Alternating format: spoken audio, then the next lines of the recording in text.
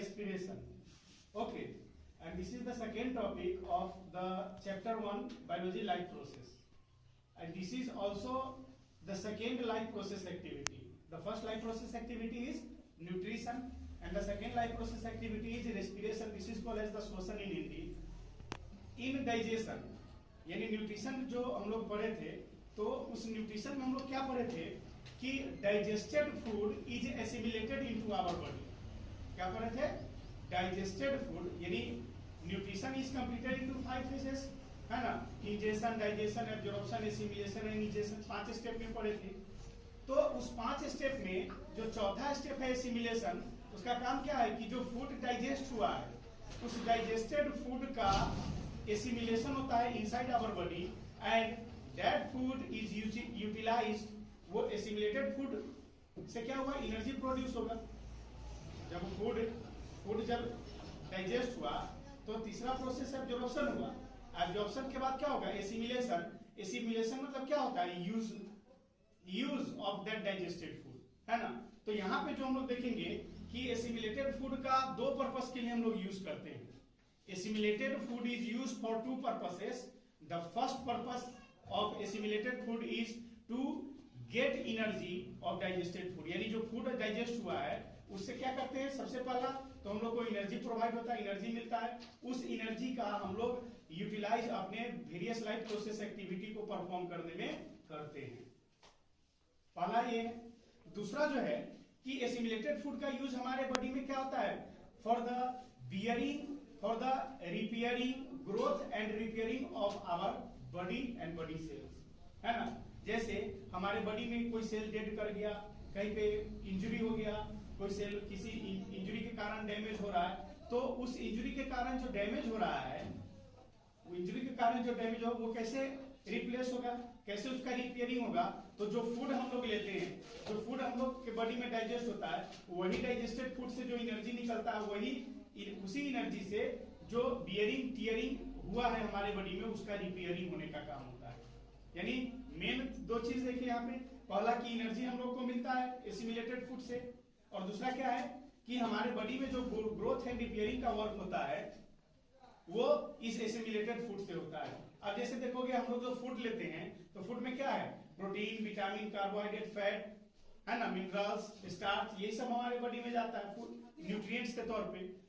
इस न्यूट्रिएंट्स के माध्यम से क्या होता है कि हमारे बॉडी का सर्वांगीण विकास होता है. Overall development of our body occurs here, है ना.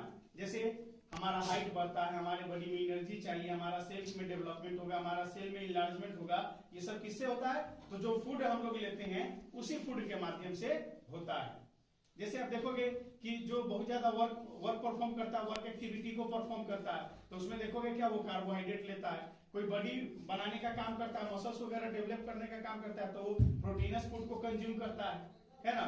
हम लोग को मिनरल्स चाहिए, विटामिन चाहिए, तो विटामिन युक्त भोजन करते हैं, मिनरल्स युक्त भोजन करते हैं. हड्डी टूट जाता है तो देखोगे कैल्शियम का उसको टैबलेट दिया जाता है. किसी को मिनरल्स की कमी हो जाती है, जैसे ब्लड की कमी होती है ना, हेमोग्लोबिन की कमी होती है, तो लोग उसको, है ना, आयरन युक्त भोजन उसको कराना शुरू करते हैं. तो as per our requirement we are going to get our nutrients, है ना, एज पर आवर रिक्वायरमेंट्स. आप देखेंगे यहाँ पे कि ये एनर्जी जो हम लोग देख रहे हैं ये फूड से कैसे रिलीज होता है. How energy is release from the food which is absorb और एसिमिलेटेड इनसाइड आवर बॉडी. तो देखोगे क्या कि फूड के बारे में क्या बोला गया? What is food? Food is called as the fuel. Food को क्या बोला गया है? फ्यूएल बोला गया है. फ्यूएल दैट मींस कि ईंधन, है ना. जैसे हम लोग देखते हैं कि एक गाड़ी को चलने के लिए फ्यूएल चाहिए, है ना, पेट्रोल, डीजल, है ना. जो हम लोग कुकिंग का काम करते हैं तो एलपीजी का यूज करते हैं, है ना. या फिर कुछ रॉ मटेरियल जैसे कच्चा जलावन के लिए हम लोग कुछ लगा देते हैं, है ना. खरपतवार का प्रयोग करते हैं, प्लांट का लीफ प्रयोग करते हैं, कोयले का हम लोग प्रयोग करते हैं. These all components are called as fuel. इन्हीं सारे चीजों को हम लोग क्या बोलते हैं? फ्यूएल कहते हैं, ईंधन कहते हैं. तो जैसे हम लोग देखते हैं कि अदर प्रोडक्ट, अदर आइटम्स को चलाने के लिए फ्यूएल्स की आवश्यकता होती है, सच मतलब वैसे ही there is the requirement of fuel inside our body. हमारे शरीर को भी क्या चाहिए? फूड चाहिए, है ना. और फूड जो है वो फ्यूएल के रूप में काम करता है. फूड जो है वो क्या है, फ्यूल है हमारे बॉडी का। जैसे एक गाड़ी को चलाने के लिए पेट्रोल डालते हैं या डीजल डालते हैं तब वो गाड़ी चलना शुरू करता है, वैसे ही हमारा बॉडी जो है ये 24/7 जो वर्क करता है, ये कैसे वर्क करता है, with the help of the food, and food is considered as a fuel है। Food is considered as a fuel, fuel के रूप में, ईंधन के रूप में यहाँ पे फूड काम करता है। एंड इसी फूड के माध्यम से ये फूड जब हमारे बॉडी में जाकर के इसका डाइजेशन, एब्जॉर्प्शन और जब एसिमिलेशन होता है, तो by the process of assimilation this digested food is converted into energy. Okay, by digestion the food is converted into energy, and from that energy we are going to or we are capable of doing some activities। यार यहाँ पे हम बोल रहे हैं अभी, तो speaking यानी बोलने के लिए भी एनर्जी चाहिए, खड़ा होने के लिए भी एनर्जी चाहिए। Even energy is required when you are in sleeping, energy is required even when you are in sleeping, जब आप सो रहे होते हैं उस समय भी आपको एनर्जी की आवश्यकता पड़ती ही पड़ती है।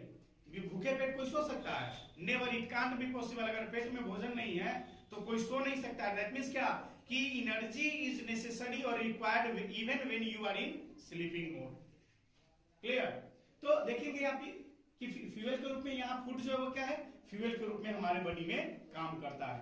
तो अब यहाँ पे हम लोग देखेंगे, है ना, कि let us see how energy is actually obtained. ये एनर्जी कैसे हमारे बॉडी में ऑब्टेन होता है, इसके बारे में हम लोग देखेंगे। तो हम लोग देखते हैं कि मैक्सिमम जो लिविंग ऑर्गेनिज्म है, most of the living organism intake oxygen लेते हैं, है ना, और ऑक्सीजन लेते हैं bye the process of respiration, breathing और रेस्पिरेशन। अभी इसको हम लोग आगे क्लियर करेंगे। ये ऑक्सीजन जो है, जो एयर हम लोग लिए, एयर में क्या है, एयर में हम लोग मोस्टली एयर को नहीं लेते हैं, हम लोग ऑक्सीजन लेने के लिए एयर लेते हैं। And we all know about air is the mixture of gases. Air जो हम लोग सांस ले रहे हैं उसमें क्या है, नाइट्रोजन है ना, क्लोरीन है, कार्बन डाइऑक्साइड है, ऑक्सीजन है, सारा का सारा चीज उसमें मिला हुआ है। That is the combination of all gases are called as air.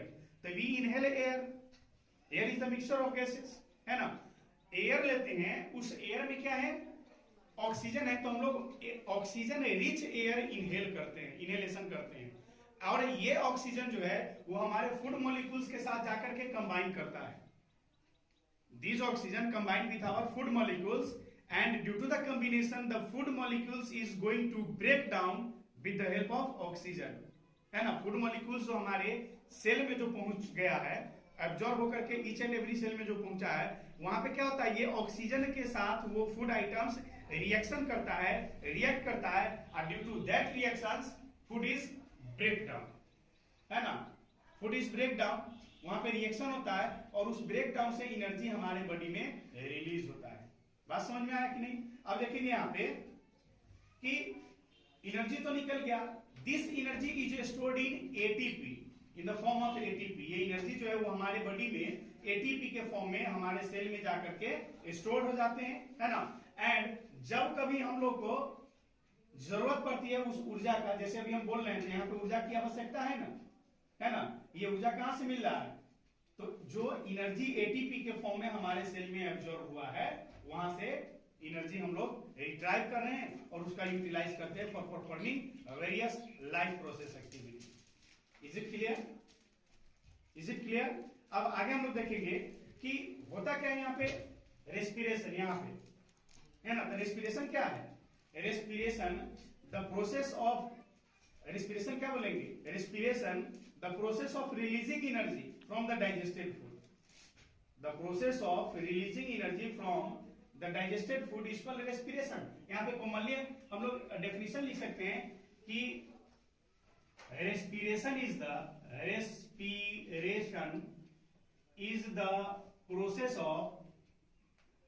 process of releasing energy from the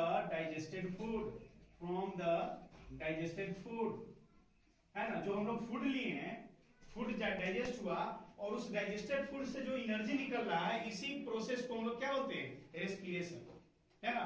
ऐसे भी आम बोलचाल की भाषा में हम लोग देखते हैं कि दो गैस हम लोग पढ़ते हैं, कार्बन एंड हाइड्रोजन पढ़ते हैं, तो सॉरी हाइड्रोजन और ऑक्सीजन हम लोग पढ़ते हैं, तो oxygen is the supporter of combustion. If oxygen is present then due to the presence of oxygen, है ना, any substance is going to be catch fire. And the second one is hydrogen. Hydrogen is such gas which is going to burn, है ना, समझोगे. Hydrogen जो है वो जलता है और ऑक्सीजन जो है वो जलाता है. ऑक्सीजन जो है वो क्या है, सपोर्टर ऑफ कंबशन होता है. हाइड्रोजन गैस जलेगा और ऑक्सीजन जलाएगा. समझ में आ रहा है कि नहीं. तो यहाँ पे ऑक्सीजन जो है वो क्या करता है, फूड मॉलिक्यूल्स को ब्रेक करवाता है, वहां पे जलाने का काम करता है. बात समझ में आ रहा है कि नहीं, इतना चीज. अब आगे यहाँ पे देखेंगे कि यही है यहाँ पे कि रेस्पिरेशन जो है वो क्या है. Respiration is the process of releasing energy from digested food. जो हम लोग फूड लिए हैं, जो डाइजेस्टेड फूड है, डाइजेस्टेड फूड से जो एनर्जी निकलता है, एनर्जी निकालने का प्रोसेस जो है वो रेस्पिरेशन कहलाता है. अब देखेंगे, है ना, कि यहाँ पे रेस्पिरेशन के प्रोसेस में क्या होता है. तो अभी जस्ट हम क्लियर किए हैं कि फूड लेते हैं, जो फूड डाइजेस्ट होकर के हमारे सेल में एब्जॉर्ब हुआ, वहां सेल में वो अब जो एब्जॉर्ब फूड है वो सेल में वहां पे ऑक्सीजन के साथ वो रिएक्ट करेगा और रिएक्ट करने के बाद वहां पे एनर्जी का लिबरेशन करता है ना, एनर्जी जनरेट करता है. एनर्जी जनरेट करने के साथ साथ क्या होता है, वहां पे दो बाई प्रोडक्ट वहां पे प्रोड्यूस होता है. The first one is carbon dioxide and second one is water, है ना. दो बाई प्रोडक्ट वहां पे, है ना. इसको अगर हम लोग देखें तो क्या है, फूड रिएक्शंस के तौर पे देखेंगे तो when food is react with oxygen, when food is react with oxygen, है ना, इट फॉर्म्स क्या, energy plus carbon dioxide CO2 and plus water. These are the three products. Here is the two reactants, food and oxygen. Food plus oxygen, food के साथ oxygen react करके क्या बनाएगा, energy liberate करेगा. इस energy का हम लोग यूज करते हैं for performing our life process activities. And the rest two are the by products. Rest two are the by products and these all are the best products. But in these two, CO2 is considered as only waste product. Water is not considered as waste product because water is necessary for our body, है ना. When we are sweating, when the sweating happens on our body, when perspiration takes place, what happens there? When we exhale air, जब हम लोग सांस छोड़ते हैं तो वहां भी देखोगे moist air निकलता है, नोज से moist air निकलता है. तो वेस्ट प्रोडक्ट के रूप में यहाँ दो चीज निकलेगा, कार्बन डाइऑक्साइड एंड वाटर निकलेगा. There is two waste product, carbon dioxide and water, but only carbon dioxide is considered as excretory waste product, not water, because water is necessary for our body. Water is necessary for our body. Only carbon dioxide is taken as the waste product, और इसको हम लोग remove भी करते हैं, eliminate कर देते हैं with the process of exhalation. With the process of exhalation. Exhalation के माध्यम से ये हमारे बॉडी से निकलते चलता चला जाता है. विद रिएक्शन, आप रेस्पिरेशन का रिएक्शन आपने देखा यहाँ पे, है ना. अब आगे देखेंगे कि this respiration reaction is takes place inside the cell of the living body. Living body के सेल में ये रेस्पिरेशन का जो रिएक्शन है वो हो रहा होता है. क्लियर. अब आगे यहाँ पे देखेंगे कि अब आगे पढ़ने के लिए हम लोग दो टर्मिनोलॉजी को यहाँ पे समझेंगे कि ब्रीदिंग एंड रेस्पिरेशन. रेस्पिरेशन तो हम लोग इंट्रोडक्शन देखें. अब यहाँ we are going to know breathing and the second one is respiration, है ना. अब बताओगे ये ब्रीदिंग एंड रेस्पिरेशन सुनने में तो दोनों एक जैसा है, क्या वाकई में दोनों एक जैसा है क्या? Here is the question. Both are, सुनने में तो एक जैसा लगता है, लेकिन क्या ये दोनों एक जैसा है? ब्रीदिंग एंड रेस्पिरेशन, है ना. ब्रीदिंग एंड रेस्पिरेशन अभी तक जो हम लोग जान रहे थे या तुम लोग जो जान रहे थे वो क्या है कि ब्रीदिंग एंड रेस्पिरेशन को लोग सेम सेंस में लेता है. Breathing and respiration both are considered in same sense, but they are not, both are not equal, both are not the same. This two are the different. Breathing अलग होता है, respiration अलग होता है. कैसे अलग होता है हम लोग देखेंगे यहाँ पे कि ब्रीदिंग जो होता है, breathing takes place by the inhalation of oxygen and exhalation of carbon dioxide, है ना. ब्रीदिंग में क्या होता है, सिर्फ इनहेलेशन एंड एक्सहेलेशन है, सांस लेना एंड सांस छोड़ना. This is called as the breathing. But respiration is what? Respiration is inhalation of oxygen. Inhalation of oxygen including reaction with food molecules. समझ में आ रहा है कि नहीं?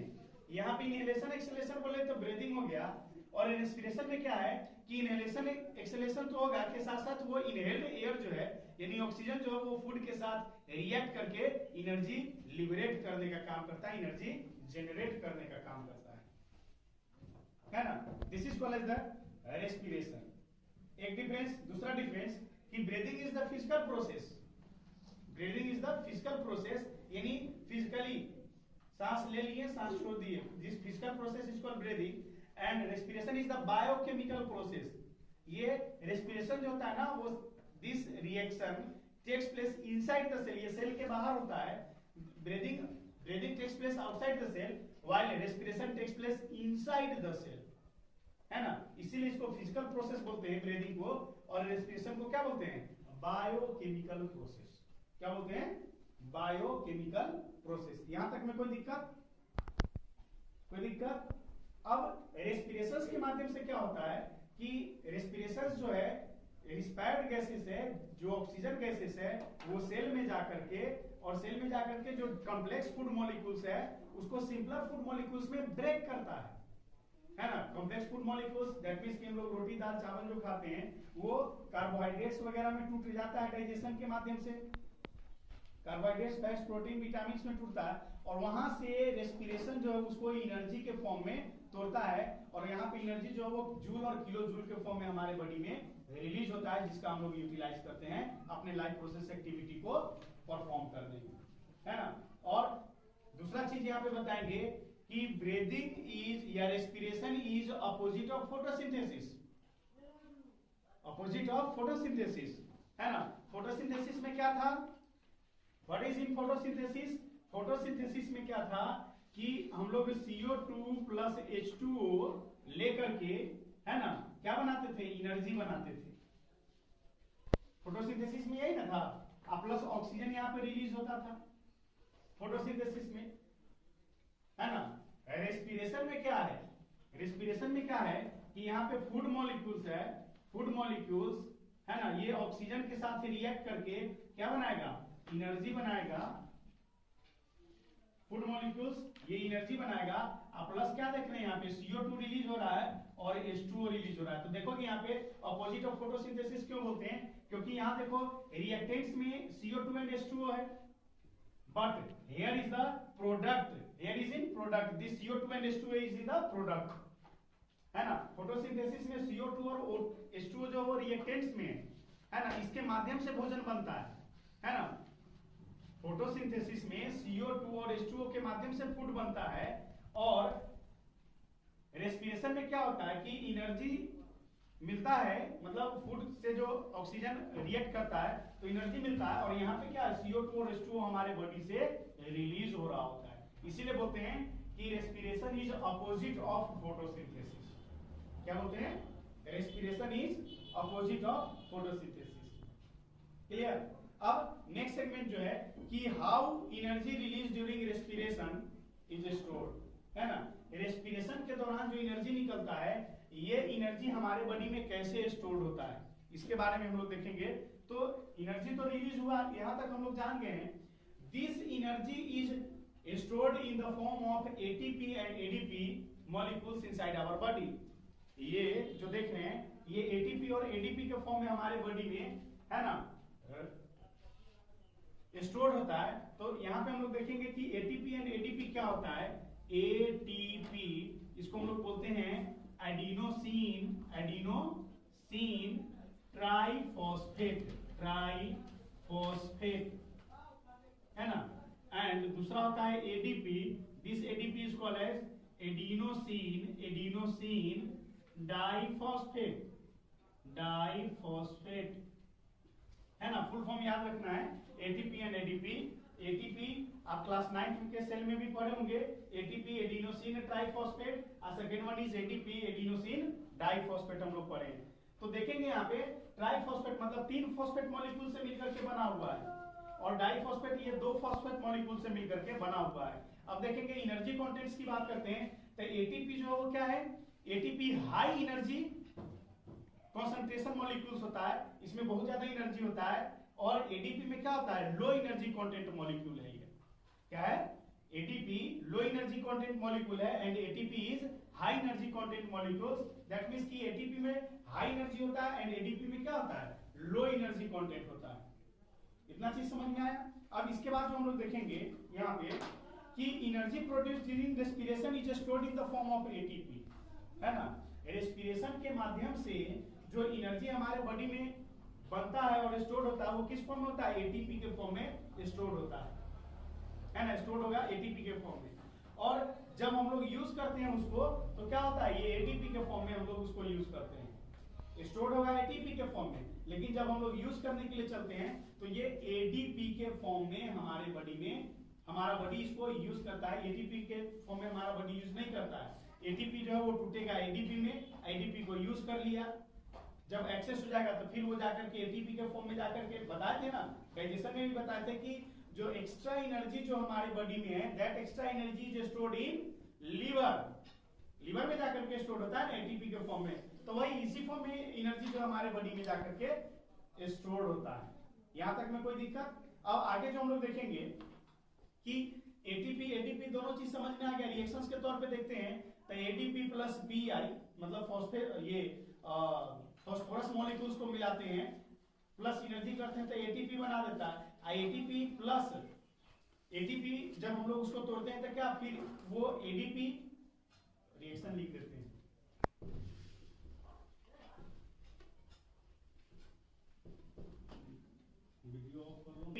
यहाँ पे कि ADP plus phosphate plus energy, ADP plus phosphate, ADP adenosine diphosphate plus phosphate, ये क्या हो गया, ट्राइफॉस्फेट हो गया ना, प्लस एनर्जी। जब एनर्जी दिए तो यही डाइफॉस्फेट जो है फॉस्फेट के साथ मिलकर के क्या हो गया, triphosphate. 2 phosphate plus phosphate 3 phosphate triphosphate. और ये एटीपी जब इसको हम लोग स्प्लिट करते हैं तो this ATP is converted into ADP plus phosphate, तो diphosphate plus phosphate plus energy यहाँ पे जनरेट किया। अब देखेंगे कि इस एटीपी से जो एनर्जी रिलीज होता है तो 1 एटीपी मॉलिक्यूल्स कंटेन्स 30.5 किलोजूल पर मोल, है ना। 1 मोल में कितना एनर्जी प्रोड्यूस हो रहा है, 30.5 किलोजूल 1 मोल। मोल तो समझ में आता होगा ना, क्लास 9 में पढ़े हैं। 1 मोल इज व्हाट, मोल क्या होता है, एक यूनिट होता है, वो यूनिट कुछ भी हो सकता है ना। तो 1 mole contains how much, 30.5 kilojoule energy contents होता है 1 मोल फूड मॉलिक्यूल्स में। क्लियर। तो ये चीज देखिए। अब यहाँ पे जो एटीपी में जो एनर्जी स्टोर्ड है वो एडीपी में टूटेगा और उस एनर्जी को we are going to use that energy for the construction of muscles, relaxation of muscles, nerve impulses में, लोकोमोशंस में, रेस्पिरेशंस में, डाइजेशंस में एंड अदर फिजिकल एक्टिविटीज में। इन सारी चीजों का मतलब इन एनर्जियों का हम लोग प्रयोग करते हैं, उपयोग करते हैं। Is it clear. तो इस तरीके से ये सारा का सारा खत्म है इंट्रोडक्शन। अब कुछ महत्वपूर्ण बातें हम लोग को जानना है ना। कुछ महत्वपूर्ण बातें जानना है कि ऑर्गेनिज्म जो रेस्पिरेशन करता है ऑक्सीजन के प्रेजेंस में, है ना। ये देखोगे कि या तो ये ऑक्सीजन के प्रेजेंस में रेस्पिरेशन करेगा या फिर ऑक्सीजन के अब्सेंस में रेस्पिरेशन करता है ना। कोई जरूरत नहीं है कि सारे के सारे ऑर्गेनिज्म जो है वो अपने वर्क एक्टिविटी को ऑक्सीजन के प्रेजेंस में परफॉर्म करेगा या फिर ऑक्सीजन के अब्सेंस में करेगा, है ना। ये डिपेंड करता है। सब जरूरत नहीं कि एक जैसा ही रेस्पिरेशन, कुछ प्रेजेंस में करते हैं तो कुछ अब्सेंस में। जैसे we are going to perform the respiration activity in the presence of oxygen, है ना। But some of the organism जैसे ईस्ट हुआ, है ना, ये in the absence of oxygen respiration करता है। रेस्पिरेशन में उसको ऑक्सीजन लेने की आवश्यकता नहीं होती है, वो अब्सेंस ऑफ ऑक्सीजन करता है। उसी को हम लोग बोलते हैं फर्मेंटेशन, है ना। जैसे देखोगे कि ढोकला बनता है, फाफड़ा बनता है, हांडवा बनता है, तो फिर तुमको बता दे इडली हुआ, डोसा हुआ, ये सब जो देखते हो यहाँ पे क्या होता है, जो इडली डोसा हम लोग जो खाते हैं, मसाला डोसा जो हम लोग खाते हैं, ये सब में क्या होता है, फर्मेंटेशन के माध्यम से चावल को सड़ाया जाता है ना। फर्मेंटेशन के माध्यम से, जैसे घर में हम लोग चटनी बनाते हैं, घर में चटनी बनता है तो उस घर के चटनी का टेस्ट उतना बेहतर नहीं होगा जितना दुकान के चटनी का टेस्ट तुमको मिलेगा, है ना। घर में भी समोसा बनता है और दुकान का समोसा होता है, देखोगे दुकान के समोसे के टेस्ट के जैसा घर के समोसे का टेस्ट नहीं हो सकता है। इसके पीछे कारण है, यहाँ पे शुद्धता ज्यादा है, घर में प्यूरिटी ज्यादा होता है और वहां पे इम्प्यूरिटी ज्यादा होता है ना। वहां पे वो बार बार जैसे देखोगे ना, दूध ही जैसे घर में जो दूध उबाला जाता है वो बहुत ज्यादा सुंदर सुंदर नहीं लगेगा, है ना। लेकिन दुकान का दूध जो होगा ना, वो जब उसको उबाल रहा होगा तो देखोगे उसका एक अलग सा एहसास मिलता है, अलग सा उसका फ्लेवर मिलता है ना। क्यों? क्योंकि वो बर्तन साफ करने का नहीं हाल जानता है दुकानदार, है ना। जो बर्तन है जिसमें पक रहा है उसी में दोबारा पका दिया, वो पता नहीं कब साफ होगा, करना बहुत मुश्किल है ना। तो टेस्टी होने के पीछे कारण क्या है? फर्मेंटेशन वहां पे ज्यादा हो रहा होता है, सड़ने का काम ज्यादा हो रहा है। जो मसाला डोसा जो हम लोग देखते हैं उसमें चावल को पहले फूलने के लिए रख दिया जाता है पानी में, है ना। जब वो गीला हो जाता है उसके बाद उसको सूखने के लिए छोड़ दिया जाता है, वो क्या है, सड़ना हुआ ना, वो सड़ता है तो उसके कारण खटापन आ गया, तो लोग कहते हैं अरे वाह क्या बात है, क्या डिलीशियस बना है। नहीं, गुपचुप जो खाते हो, है ना, गुपचुप जो खाते हो, क्या है, फर्मेंटेशन के कारण वो खट्टा लगता है ना। उसमें अगर तरोताजा अगर आइटम्स दे गुपचुप में खाने के लिए तो तुमको उतना टेस्टी डिलीशियस नहीं लगेगा, खराबे आइटम उसमें मिलना है। आलू अगर 1-2 दिन पहले का बासी आलू है तो देखो और ज्यादा उसका टेस्ट मिलेगा, है ना। तरह तरह का ये चीज होता है, खैर उसमें हम लोग चर्चा नहीं करेंगे। डिस्कशन देख रहे थे, है ना, दैट इज कि some organism perform the respiration activity in the presence of oxygen and some organism perform the respiration activity in the absence of oxygen. तो presence of oxygen and absence of oxygen के base को हम लोग जानने से पहले हम लोग कुछ चीज को जानेंगे। जैसे सबसे पहला चीज यहाँ पे जानेंगे कि ग्लूकोज जो हम लोग बोलते हैं क्या है। Glucose, what is glucose? Glucose is C6H12O6 होता है, C6H12O6। यहाँ पे क्या होता है, कार्बन 6 के फॉर्म में होता है, 6 कार्बन एटम्स मॉलिक्यूल्स होता है यहाँ पे, है ना। ये जो है ये क्या है, ये सिंपल फूड है, ये जो है वो क्या है, this is called as the simple food, है ना। और ये यहाँ पे ऑक्सीडाइज होगा, और ऑक्सीडाइज होगा तो इसके माध्यम ऑक्सीडाइज कैसे होगा, due to the by the process of respiration ये ऑक्सीडाइज होता है ना। फिर उसके बाद जो हम लोग देखेंगे कि ऑक्सीडेशन का जो प्रोसेस होता है, द प्रोसेस ऑफ ऑक्सीडेशन, ये यहाँ पे जो ग्लूकोज मॉलिक्यूल्स लिए इसका जो ऑक्सीडेशन का जो प्रोसेस होगा, है ना, ये ग्लूकोज का ऑक्सीडेशन होकर के क्या बना देगा, ये पाइरुवेट और पायरुविक एसिड का फॉर्मेशन करता है। ग्लूकोज मॉलिक्यूल से क्या टूटेगा, पाइरुवेट और पायरुविक एसिड का फॉर्मेशन होगा, इससे ये टूटेगा पाइरुवेट का ये फॉर्मेशन करेगा,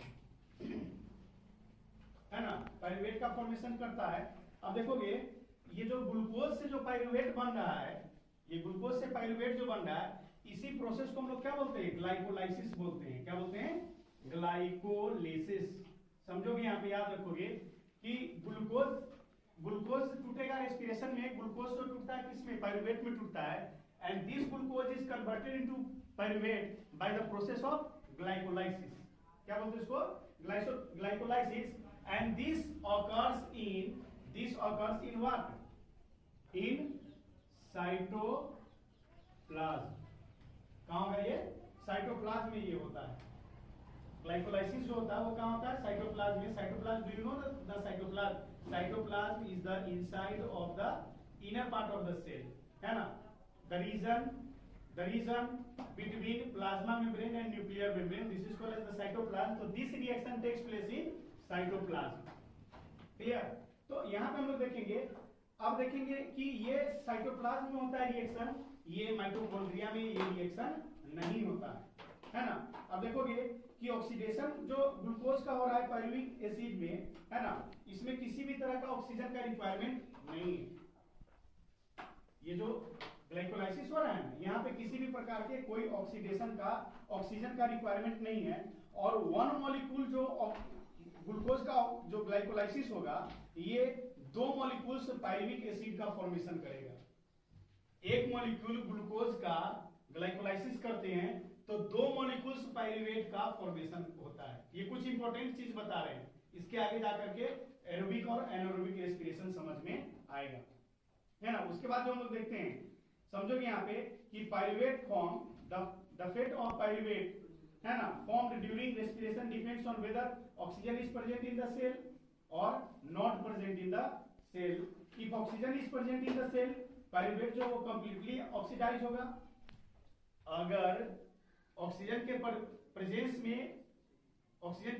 में अगर रिएक्शन हो रहा है तो पाइरुवेट जो वो कंप्लीटली डिकम्पोज होगा, डाइजेस्ट करेगा। और अगर ऑक्सीजन यहाँ पे प्रेजेंस नहीं है तो यहाँ पे पाइरुवेट जो है वो कंप्लीटली डिकम्पोज नहीं होगा। जब कंप्लीटली डिकम्पोज नहीं होगा तो यही क्या बनाएगा, जहां पे कंप्लीट डिकम्पोज होगा वहां पे क्या होगा, दो पाइरुवेट का फॉर्मेशन करता है ना, एक ग्लाइकोलाइसिस, एक ग्लूकोज मॉलिक्यूल जो वो दो पाइरुवेट का मॉलिक्यूल्स फॉर्म करेगा। और जहां पे नहीं होता है, ठीक है ना, वहां पे क्या होगा, ये इथेनॉल का फॉर्मेशन करेगा, या फिर इसी को इथेनॉल को इथाइल अल्कोहल भी हम लोग कहते हैं। क्या कहते हैं, ethyl alcohol. And carbon dioxide के फॉर्म में ये टूटता है ना, CO2 के फॉर्म में ये टूटता है। कहां, इन द अब्सेंस ऑफ ऑक्सीजन। या फिर ये लैक्टिक एसिड के फॉर्म में भी टूटेगा, तो प्रेजेंस में, जब प्रेजेंस में ऑक्सीजन के प्रेजेंस में होगा तो पाइरुवेट में टूटेगा, टू मॉलिक्यूल्स पाइरुवेट में टूटेगा। और जब ऑक्सीजन के एब्सेंस में होगा तो क्या हुआ, इथेनॉल, CO2 और लैक्टिक एसिड के फॉर्म में ये टूटता है ना। अब देखेंगे यहाँ पे कि ये जो देख रहे हैं कि पाइरुवेट जो देख रहे हो वो क्या है, पाइरुवेट का फॉर्मूला क्या होता है, CH3COOH, ये इसका केमिकल फॉर्मूला है, किसका, पाइरुवेट का, है ना। इसको क्या पढ़ते हैं, ये कीटोन है, C डबल बॉन्ड O। जब ये कार्बन इस कंपाउंड पर आएंगे तो वहां पे ये तुमको समझ में आएगा, ये फंक्शनल ग्रुप होता है, CO कीटोन, C OH, ये क्या है, अल्कोहल ग्रुप हुआ, सॉरी कार्बोक्सिलिक ग्रुप हुआ। कौन सा ग्रुप हुआ, कार्बोक्सिलिक ग्रुप हुआ। तो इसको हम लोग क्या बोलते हैं, इसका जो नाम देखोगे, है ना, इसको क्या बोलते हैं, कीटोन कार्बोक्सिलिक एसिड। क्या बोलेंगे इसको, कीटोन कार्बोक्सिलिक एसिड, क्योंकि कार्बोक्सिल ग्रुप है ना, तो कार्बोक्सिल ग्रुप वो वहां पे समझ में आएगा। ये पाइरुवेट का फॉर्मूला है, ये पाइरुवेट जो लिखा है ना, इसका ये केमिकल फॉर्मूला है। एंड इसका नाम क्या है, द कीटोन कार्बोक्सिलिक एसिड। इसका नाम क्या, नाम है इसका, कीटोन कार्बोक्सिलिक एसिड, है ना। टूटने का भी बता दिए। आगे जो हम लोग देखेंगे कि लैक्टिक एसिड जो हम लोग देख रहे हैं, है ना, इसमें भी 3 कार्बन एटम्स कंपाउंड होता है ना। लैक्टिक एसिड में भी 3 कार्बन एटम कंपाउंड होता है, जिसको हम लोग लैक्टेट बोलते हैं। और लैक्टिक एसिड और लैक्टेट का जो केमिकल फॉर्मूला वो क्या है, ऐसा ही है, कुछ नहीं है, CH3C OH रहेगा, इसमें लग जाएगा CH3, क्या लग जाएगा, सॉरी CHOH, है ना। देखोगे यहाँ पे, अब देखोगे यहाँ पे सेकेंड पे क्या है, अल्कोहल ग्रुप है, ये OH मतलब अल्कोहल ग्रुप। और ये जो कौन सा ग्रुप है, कार्बोक्सिलिक ग्रुप है, कार्बोक्सिलिक एसिड ग्रुप है। तो इसको क्या बोलेंगे, इसका जो नाम है वो क्या है, ये alcohol group OH alcohol group, इसको हाइड्रोक्सी भी बोलते हैं। इसका सफिक्स क्या होता है, हाइड्रोक्सी। और ये जो वो क्या है, कार्बोक्सिलिक एसिड, तो इसका नाम क्या है, हाइड्रोक्सी कार्बोक्सिलिक एसिड। इसका नाम क्या है, हाइड्रोक्सी कार्बोक्सिलिक एसिड। और इसका क्या नाम था, कीटोन कार्बोक्सिलिक एसिड। इसका हाइड्रोक्सी कार्बोक्सिलिक एसिड। बात समझ में आया ना। तो इतना चीज हम लोग देखे, ये कुछ इंपॉर्टेंट डिस्कशन था। और इसी के बेस पे हम लोग को पढ़ना है टाइप्स ऑफ रेस्पिरेशन। क्या पढ़ना है, टाइप्स ऑफ रेस्पिरेशन पढ़ेंगे। तो रेस्पिरेशन क्या होता है, there are 2 types of respiration, है ना। टाइप्स ऑफ रेस्पिरेशन है ना। तो there are 2 type of respiration, aerobic and anaerobic respiration. Types of respiration, है ना। तो there are 2 types of respiration, the first one is aerobic respiration and the second one is anaerobic respiration, है ना। Clearly नाम से clear है, aerobic respiration पहले भी बताए थे कि the respiration which takes place in the presence of oxygen, the respiration which takes place in the presence of oxygen, that is called as the aerobic respiration। उसी को हम लोग क्या बोलते हैं, aerobic respiration बोलते हैं। and the second one is anaerobic respiration, the respiration which takes place in the absence of oxygen, है ना। the respiration which takes place in the absence of oxygen, this is called as the anaerobic respiration and the respiration which takes place in the presence of oxygen, this is called as the aerobic respiration. तो पहला यहाँ पे हम लोग देखते हैं aerobic respiration. aerobic respiration हम लोग पहला यहाँ पे देखेंगे respiration. इसमें क्या देखते हैं इन aerobic respiration कि this one is the glucose molecules, one glucose molecules है. इसका जब ग्लाइकोलाइसिस होता है कहाँ, where glycolysis is takes place in the cytoplasm, है ना. जब ग्लाइकोलाइसिस होगा तो ये पाइरुवेट में टूटेगा and pyruvate is two molecules, दो मॉलिक्यूल्स, एक मॉलिक्यूल्स ग्लूकोज का जब ग्लाइकोलाइसिस करते हैं तो दो मॉलिक्यूल्स पाइरुवेट का फॉर्मेशन करेगा. अब ये पाइरुवेट जो है वो ऑक्सीजन के प्रेजेंस में ये जो रिएक्शन होता है वो माइटोकॉन्ड्रिया में होगा, है ना. Mitochondria is the cell organelle present inside the cell, है ना. तो ये पाइरुवेट ऑक्सीजन के साथ रिएक्ट करेगा कहाँ, माइटोकॉन्ड्रिया में. तो ये यहाँ पे CO2 बनाता है, 6H2O यहाँ पे रिलीज करेगा, प्लस ये हाई एनर्जी कंटेंट होता है, यानी एक ग्लूकोज मॉलिक्यूल्स के ब्रेकडाउन से 38 ATP एनर्जी का फॉर्मेशन करता है. और एक ATP एनर्जी जो वो कितना 30.5 किलो जूल एनर्जी प्रोवाइड करता है. तो ये 38 ATP एनर्जी का प्रोडक्शन करता है, यानी फॉर्मेशन करता है एरोबिक रेस्पिरेशन. ये हाई एनर्जी कंटेंट होता है. क्लियर. तो अब सेकेंड जो हम लोग देखते हैं एरोबिक रेस्पिरेशन, है ना. एरोबिक रेस्पिरेशन, है ना. तो ये जो हम लोग देखते हैं सेकेंड, है ना, aerobic respiration. This respiration is takes place in the absence of oxygen. ये ऑक्सीजन के अब्सेंस में रेस्पिरेशन करता है. अब यहाँ पे हम लोग देखेंगे कि यहाँ पे भी क्या होता है, ये ग्लूकोज मॉलिक्यूल्स देखें, C6H12O6 glucose molecules, one glucose molecules, है ना. इसका भी यहाँ पे ग्लाइकोलाइसिस होगा तो ये टूटेगा किसमें, पाइरुवेट में ही टूटेगा. टू मॉलिक्यूल्स पाइरुवेट में, यहाँ पे ग्लाइकोलिसिस लिखते हैं, ग्लाइकोलिसिस, है ना. पाइरुवेट में टूटेगा. अब पाइरुवेट जो है वो इन the absence of oxygen, oxygen के अब्सेंस में ये किसमें टूटेगा, 2 लैक्टिक एसिड में टूटेगा, है ना. अब प्लस यहाँ पे ATP तो फॉर्म करेगा, लेकिन कितना करेगा, 2 ATP का फॉर्मेशन होता है. यहाँ पे क्या होगा, 2 ATP, यानी लो एनर्जी कंटेंट होता है ये, है ना. क्या होता है, लो एनर्जी कंटेंट होता है. और यहाँ पे जो देखोगे ये जो ग्लाइकोलाइसिस कहाँ होगा, साइटोप्लाज्म में होगा, लेकिन ये